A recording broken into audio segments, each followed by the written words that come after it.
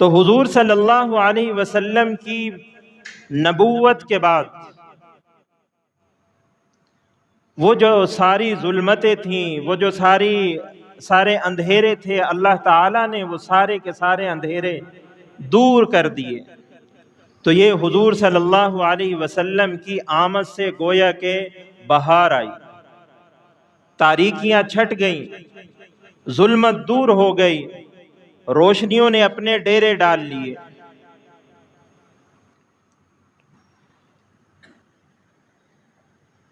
آپ حضرات کے سامنے قرآن کریم کی ایک آیت اور ایک حدیث تلاوت کی ہے، وَرَفَعْنَا لَكَ ذِكْرَكَ۔ چونکہ اس مہینے میں رسول اللہ صلی اللہ علیہ وسلم دنیا کے اندر تشریف لائے،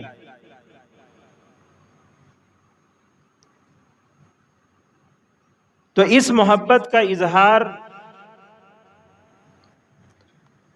حضور کے رشتہ داروں کے اندر بھی ہوا۔ جیسے ہمارے ہاں کوئی بچہ پیدا ہو، کسی کے گھر کے اندر ولادت ہو تو سارے رشتہ دار خوش ہوتے ہیں، مٹھائیاں تقسیم ہوتی ہیں۔ تو اللہ تبارک و تعالی نے جب آپ علیہ السلام کی ولادت ہوئی تو اس دن پوری دنیا کے اندر سب کے گھر اللہ نے بیٹے دیے، اس دن کوئی بیٹی پیدا نہیں ہوئی۔ تو گویا کہ اللہ کی طرف سے خوشی کا اظہار اس انداز کے اندر کر دیا گیا۔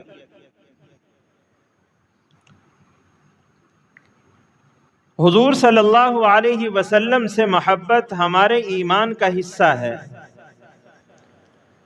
لا یؤمن احدکم حتی اکون احب الیہ من والدہ وولدہ والناس اجمعین، کہ آدمی اس وقت تک مومن، مسلمان، پکے ایمان والا ہو ہی نہیں سکتا جب تک کہ حضور صلی اللہ علیہ وسلم کی ذات اطہر اس کے نزدیک دنیا جہان کی ساری چیزوں سے زیادہ عزیز نہ ہو جائے۔ اپنی اولاد سے، اپنے رشتہ داروں سے، اپنے اہل و عیال سے، ہر چیز کے اوپر حضور سے محبت غالب ہو۔ یہ ہمارے ایمان کا حصہ ہے۔ اور عموماً دیکھا گیا ہے کہ کسی سے محبت کے چند اسباب ہوتے ہیں۔ کسی سے آدمی کو محبت ہوتی ہے اس کے حسن و جمال کی وجہ سے، کبھی کسی سے محبت ہو جاتی ہے اس کے اندر کمال کی وجہ سے، اور کہیں کسی سے محبت ہوتی ہے اس کے احسان کی وجہ سے۔ تو جناب رسول اللہ صلی اللہ علیہ وسلم کے اندر یہ تینوں صفات کامل اور اکمل درجے کی موجود ہیں۔ حسن دیکھیں تو ایسا بے مثال حسن کہ جس کی کوئی مثال نہیں۔ حضور کا احسان دیکھیں تو امت کے اوپر ان جیسا محسن نہیں۔ حضور صلی اللہ علیہ وسلم کے کمال دیکھیں تو ان جیسا اکمل آدمی کوئی نہیں۔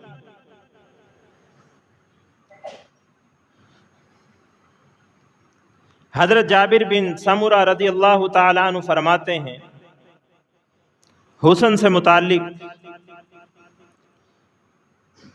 کہ ایک مرتبہ 14ویں رات کا چاند چمک رہا تھا،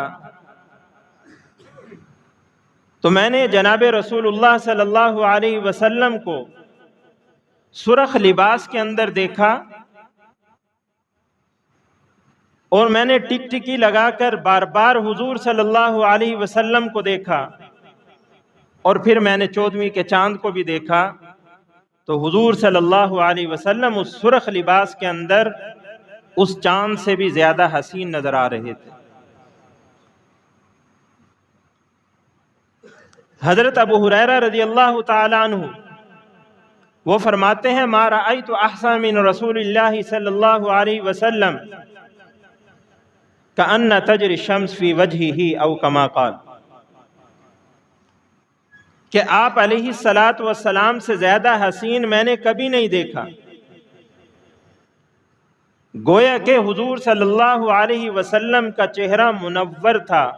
جیسے سورج جب طلوع ہوتا ہے تو ہر طرف سے ظلمتیں چھٹ جاتی ہیں، رات کے اندھیرے چھٹ جاتے ہیں، ہر طرف روشنی پھیل جاتی ہے، حضور صلی اللہ علیہ وسلم کا چہرہ ایسے منور تھا۔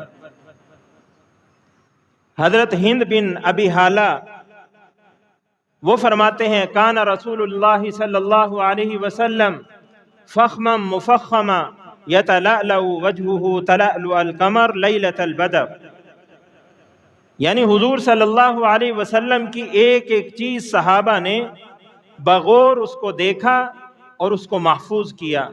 فرماتے ہیں کہ کان رسول اللہ صلی اللہ علیہ وسلم فخما مفخما، اپنی ذات کے اعتبار سے بھی حسین تھے، یعنی اگر انہیں تنہا اکیلے کھڑا کر کر دیکھا جائے تو ہر چیز اپنی جگہ پر اپنے مقام کے اوپر انتہائی مناسب انداز سے اللہ نے اس کو بنایا اور انتہائی حسین لگتے تھے۔ اگر دوسروں کے ساتھ ان کا مقابلہ کیا جائے کہ حسن کے اندر کون آگے ہے، دنیا جہان کے سارے حسین اگر جمع کر لیے جائیں تو فخما مفخما تو ان سب سے زیادہ حسین حضور صلی اللہ علیہ وسلم نظر آتے ہیں۔ یتلألأ وجہہ تلألؤ القمر لیلۃ البدر، کہ حضور صلی اللہ علیہ وسلم 14ویں کے چاند سے بھی زیادہ حسین اور چمکدار چہرے والے۔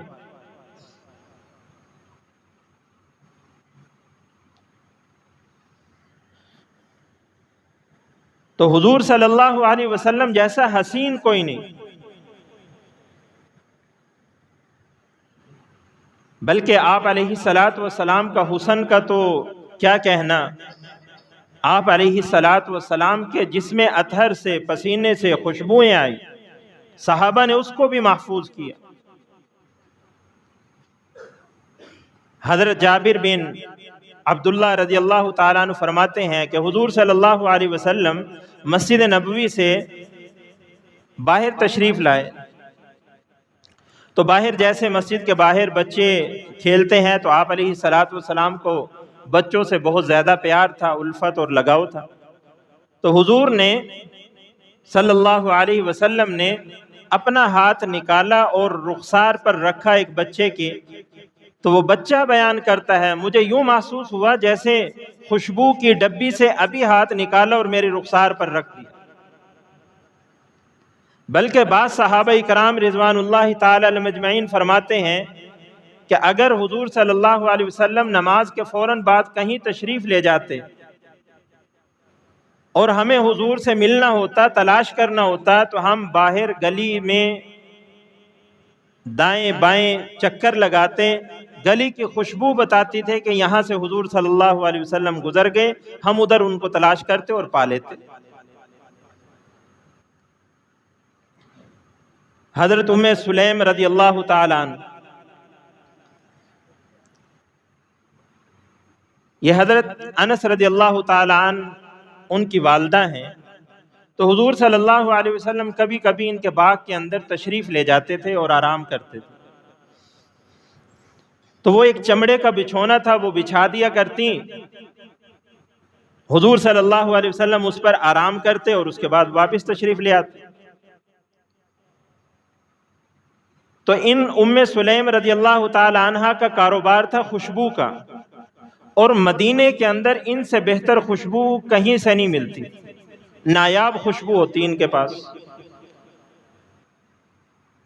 تو ان سے کسی نے پوچھا کہ یہ نایاب خوشبو اور یہ نفع مند کاروبار یہ آپ کو کہاں سے ملا اور یہ خوشبو کہاں سے لاتے ہیں؟ انہوں نے کہا کہ حضور ہمارے باغ میں تشریف لاتے ہیں، آرام کرتے ہیں، اور وہ چمڑے کا جو بچھونا میں نیچے بچھاتی ہوں، حضور کے پسینہ جب اس کے اوپر لگتا ہے تو وہ پسینے کے قطرات میں ایک شیشی میں جمع کرتی ہوں، اور جمع کرنے کے بعد میں اس کو اپنے پاس محفوظ رکھ لیتی ہوں، اور جو شیشی بڑی بوتلیں خوشبو کی ہوتی ان کے اندر ایک ایک دو دو قطرے ڈال لیتی ہوں، جس کی وجہ سے میری خوشبوئیں نایاب ہو جاتی ہیں۔ شیخ عبدالحق محدث دہلوی رحمۃ اللہ علیہ وہ لکھتے ہیں کہ حضور صلی اللہ علیہ وسلم کا پسینہ مبارک ایک جگہ پر گرا، وہاں سے ایک پودے نے جنم لیا، تو اس پودے کا نام آج ہم بھی جانتے ہیں، جس کو ہم گلاب کا پھول کہتے ہیں، تو یہ گلاب کا پھول اسی پسینے کا نتیجہ ہے۔ یہ ان کی تحقیق ہے۔ تو حضور صلی اللہ علیہ وسلم کے اندر حسن کمال درجے کا، احسان کمال درجے کا۔ اگر حضور کے حسن کے ساتھ ساتھ کمال کی بات کی جائے تو نبوت آپ پر ختم ہے، ختم نبوت کا صحرا آپ کے سر پر ہے، اس سے بڑا کمال کیا ہوگا؟ اللہ تعالیٰ نے تمام انبیاء علیہ الصلاۃ والسلام، حدیث میں آتا ہے اولین و آخرین کے تمام علوم نبی علیہ الصلاۃ والسلام کو اللہ تعالیٰ نے عطا کی، اس سے بڑا کمال کیا ہوگا؟ اور اس سے بڑھ کر آج اگر امت کے اندر کہیں پر کوئی کمال نظر آتا ہے تو یہ حضور صلی اللہ علیہ وسلم ہی کے بدولت ہے، اس لیے کہ یہ کائنات بنی ہی رسول اللہ صلی اللہ علیہ وسلم کے واسطے سے۔ حدیث کے اندر آتا ہے کہ آپ علیہ الصلاۃ والسلام نے فرمایا انما انا قاسم واللہ یعطی، کہ میں تو اللہ کی طرف سے جو چیز ملتی ہے میں تو اس کو تقسیم کرنے والا ہوں۔ تو امت کو جو کچھ آج ملا ہے یہ حضور کے واسطے سے، توسط سے ملا ہے۔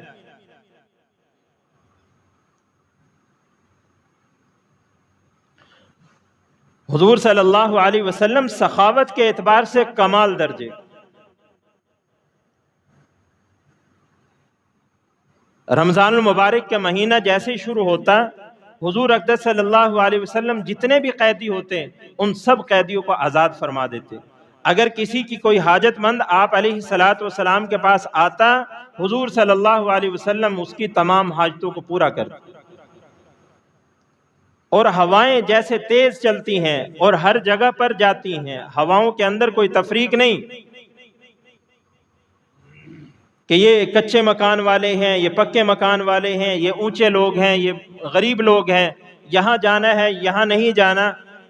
جس طرح اس ہوا کے اندر تفریق نہیں، حضور کی سخاوت کے اندر بھی تفریق نہیں، ہر جگہ پر حضور کے سخاوت کے اثرات پہنچتے تھے۔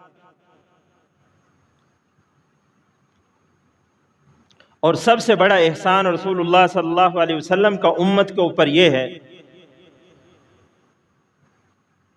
کہ حضور صلی اللہ علیہ وسلم نے وہ راستہ اور وہ طریقہ بتایا کہ جس کی طرف سارے کے سارے لوگ جہنم کے راستے کی طرف گامزن تھے۔ حضور صلی اللہ علیہ وسلم دنیا میں آئے تو رہنمائی کی کہ یہ راستہ تو غلط ہے، اس راستے کی طرف، سیدھے راستے کی طرف میری اتباع کرو تاکہ تم جنت کی طرف چلے جاؤ۔ یہ سب سے بڑا احسان ہے۔ تو حضور صلی اللہ علیہ وسلم میں جمال بھی، حسن بھی، کمال بھی، سارے کے سارے جو محبت کے چیزیں ہیں، جن کے اسباب ہیں، وہ ساری موجود ہیں۔ تو صحابہ کو حضور سے محبت کیوں نہ ہوتی؟ بے مثال محبت۔ حضرت عمر بن العاص رضی اللہ تعالی عنہ صحابی رسول ہیں، ان کا پاؤں سو گیا۔ جیسے آدمی بیٹھا ہو تو بعض مرتبہ ٹانگ سن ہو جاتی ہے، محسوس ہوتا ہے کہ سو گیا پاؤں۔ تو انہوں نے دوست کو کہا کہ یہ پاؤں میرا سو گیا، کیا کریں؟ تو انہوں نے کہا کہ آپ جس سے سب سے زیادہ محبت کرتے ہیں اس کا نام لیں، یہ ٹھیک ہو جائے گا۔ تو انہوں نے اسی وقت بلند آواز سے کہا یا محمدہ یا محمدہ، پاؤں ٹھیک ہوگی۔ اس لیے کہ انہیں رسول اللہ صلی اللہ علیہ وسلم سے حد درجے کی محبت تھی۔ حضرت ثوبان رضی اللہ تعالی عنہ حضور صلی اللہ علیہ وسلم کے آزاد کردہ غلام ہیں۔ یہ حضور اقدس صلی اللہ علیہ وسلم کے پاس آئے، چہرہ ان کا زرد ہو چکا اور انتہائی کمزور، کافی عرصے کے بعد ملنے کے لیے آئے تھے۔ حضور صلی اللہ علیہ وسلم نے پوچھا ثوبان یہ کیا حال کہ چہرہ بھی زرد ہے اور کمزوری بھی نمایاں نظر آ رہی ہے، اس کی کیا وجہ ہے؟ انہوں نے کہا یا رسول اللہ صلی اللہ علیہ وسلم، جب اپنے علاقے میں بےتاب ہوتا ہوں، پریشان ہوتا ہوں، تو یہاں مدینہ کے اندر پہنچ کر آپ کی زیارت کر کر دل کو قرار مل جاتا ہے، اور دل کو سکون محسوس ہوتا ہے، لیکن آخرت کے اندر تو معاملہ کچھ جدا ہوگا۔ آپ تو سید الانبیاء، تمام انبیاء علیہ الصلاۃ والسلام کے سردار ہیں، آپ تو بڑے اونچے مراتب پر ہوں گے، تو وہاں پر آپ کی زیارت میرے لیے کیسے ممکن ہوگی؟ اور یہ تو اس وقت ہے جب میں جنت میں چلا جاؤں گا، اگر میں جنت میں نہ گیا تو آپ کی زیارت سے تو میں ہمیشہ کے لیے محروم ہو جاؤں گا۔ اس فکر نے مجھے کمزور اور لاغر اور میرے چہرے کا رنگ بدل دیا۔ حضور نے فرمایا المرء مع من احب، کہ کل قیامت کے دن آدمی اسی کے ساتھ ہوگا جس کے ساتھ اس کی محبت ہوگی۔ آج میں اور آپ گریبان کے اندر جھانک کر دیکھیں، ہمارا عمل کیا بتا رہا ہے؟ ہماری محبتیں، ہماری ساری ترجیحات، یہ حضور صلی اللہ علیہ وسلم نے جس دین کو لے کر آئے، ہماری ترجیحات وہ ہیں، یا حضور صلی اللہ علیہ وسلم سے محبت کے جو تقاضے تھے وہ تقاضے مد نظر رکھ کر ہم زندگی گزار رہے ہیں؟ صحابہ اکرام رضوان اللہ تعالی المجمعین کے ایسے ایسے محبت کے واقعات حضرت انس رضی اللہ تعالیٰ عنہ فرماتے ہیں، ایک مرتبہ جناب رسول اللہ صلی اللہ علیہ وسلم کے ساتھ میں کھانا کھا رہا تھا، تو میں نے دیکھا کہ گوشت اور کدو کی پلیٹ میرے سامنے آئی، تو میں نے دیکھا حضور صلی اللہ علیہ وسلم کدو تلاش کر کر کے اس میں سے کھا رہے ہیں۔ مجھے معلوم ہوا، محسوس ہوا کہ حضور اقدس صلی اللہ علیہ وسلم کو کدو پسند ہے۔ پھر جب تک میرے گھر والے مجھ سے پوچھتے کہ آج کیا گھر میں بنایا جائے، تو میرا ہمیشہ جواب یہ ہوتا کہ میرے نبی کو جو پسند آج گھر میں ہمارے وہی پسند، یعنی جب بھی ان سے پوچھتے تو وہ فرماتے کہ کدو بنا لیے جائے۔ یہ سنت طبیعی ہے، اگر انسان کی طبیعت میں ہو اس کو پر عمل کر سکتا ہے۔ تو حضور اقدس صلی اللہ علیہ وسلم سے محبت یہ ہمارے ایمان کا حصہ ہے، لیکن اس محبت کے پیچھے ایک اور چیز ہے۔ حضور سے محبت یہ ضرور نجات دینے والی ہے، لیکن حضور جس مقصد کے لیے دنیا میں مبعوث ہوئے، حضور صلی اللہ علیہ وسلم اس دنیا میں تشریف لائے، اللہ نے اپنا پیغمبر بنا کر جو مبعوث کیا، اس کا مقصد میری اور آپ کی رہنمائی ہے، اور وہ رہنمائی قرآن و سنت کی صورت میں ہمارے پاس موجود ہے۔ قرآن و سنت کے ساتھ جب تک جڑے رہیں گے، اللہ کی طرف سے آنے والے مصائب، عذاب، ان چیزوں سے ہم محفوظ رہیں گے، اور اگر ہم قرآن و سنت کو چھوڑیں گے اور حضور صلی اللہ علیہ وسلم کے طریقوں کو چھوڑیں گے تو ہم جیسے آج پریشان ہیں کل کو بھی ہم ایسے ہی پریشان رہیں۔ تو اللہ تعالیٰ سے دعا ہے کہ اللہ تعالیٰ ہمیں حضور صلی اللہ علیہ وسلم سے سچی عقیدت و محبت بھی نصیب فرمائے اور اتباع بھی نصیب فرمائے۔ وما علینا الا البلاغ۔